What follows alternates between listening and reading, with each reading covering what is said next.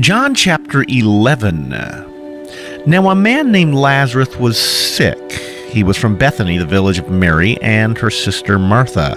This Mary, whose brother Lazarus now lay sick, was the same one who poured perfume on the Lord and wiped his feet with her hair. So the sister sent word to Jesus, "Lord, the one you love is sick." When he heard this, Jesus said, "This sickness will not death. No, it is for God's glory, so that God's Son may be glorified through it." Jesus loved Martha and her sister and Lazarus. Yet when he heard that Lazarus was sick, he stayed where he was for 2 more days. Then he said to his disciples, "Let's go back to Judea." "But Rabbi," they said, "a short while ago the Jews tried to stone you, and yet you're going back there?" Jesus answered, "Are there not 12 hours of daylight? A man who walks by day will not stumble, for he sees this world's light. It is when he walks by night that he stumbled, for he has no light." After he had said this, he went on to tell them, "Our friend Lazarus has fallen asleep, but I am going there to wake him up." His disciples replied, "Lord, if he sleeps, he will get better." Jesus had been speaking of his death, but his disciples thought that he meant natural sleep. So then he told them plainly, "Lazarus is dead, and for your sake I am glad I was not there, so that you may believe, but let us go to him." Then Thomas, called Didymus, said to the rest of the disciples, "Let us also go, that we may die with him."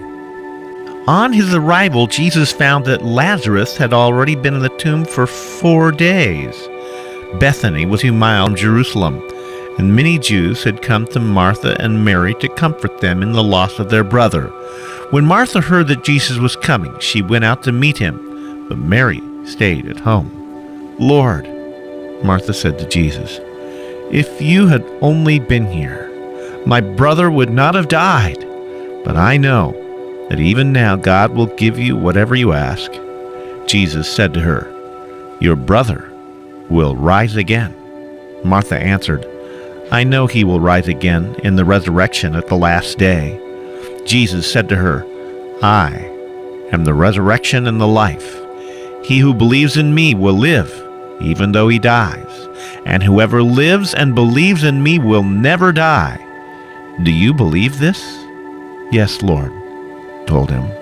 "I believe that you are the Christ, the Son of God, who was to come into the world." After she had said this, she went back and called her sister Mary aside. "The teacher is here," she said, "and is asking for you." When Mary heard this, she got up quickly and went to him. Now Jesus had not yet entered the village, but was still at the place where Martha had met him. When the Jews who had been with Mary in the house, comforting her, noticed how quickly she got up and went out, they followed her, supposing she was going to the tomb to mourn there. When Mary reached the place where Jesus was and saw him, she fell at his feet and said, "Lord, if you had only been here, my brother would not have died." When Jesus saw her weeping, and the Jews who'd come along with her also weeping, he was deeply moved in spirit and troubled. "Where have you laid him?" he asked. "Come and see, Lord," they replied. Jesus wept. Then the Jews said, "See how he loved him?"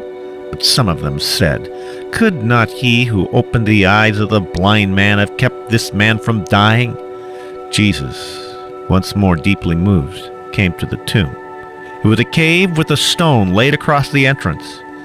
"Take away the stone," he said. "But Lord," said Martha, the sister of the dead man, for he's been in there for 4 days." And Jesus said, "Did I not tell you that if you believed, you would see the glory of the Lord?" So they took away the stone. Then Jesus looked up and said, "Father, I thank you that you have heard me.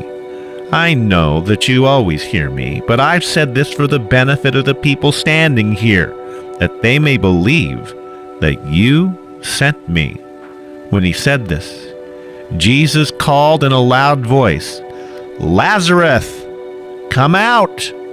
The dead man came out. his hands and feet wrapped with strips of linen, and a cloth around his face.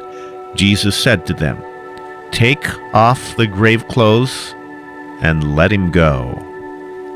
Many of the Jews who'd come to visit Mary and had seen what Jesus did put their faith in him. But some of them went to the Pharisees and told them what Jesus had done. Then the chief priests and the Pharisees called a meeting of the Sanhedrin. "What are we accomplishing?" they asked. "Here is this man performing many miraculous signs. If we let him go on like this, everyone will believe in him, and then the Romans will come and take away both our place and our nation." Then one of them, named Caiaphas, who was the high priest that year, spoke up. "You know nothing at all. You do not realize that it is better for you that one man die for the people than that the whole nation perish." He did not say this on his own, but as high priest that year, he prophesied that Jesus would die for the Jewish nation. And not only for the nation, but also for the scattered children of God, to bring them together and make them one, so that from that day on, they plotted to take his life. Therefore, Jesus no longer moved about publicly among the Jews.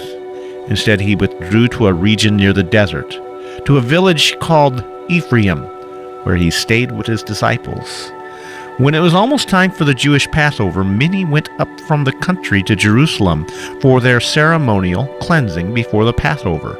They kept looking for Jesus, and as they stood in the temple area, they asked one another, "What do you think? Isn't he coming to the feast at all?" But the chief priests and Pharisees had given orders that if anyone found out where Jesus was, he should report it so that they might arrest him.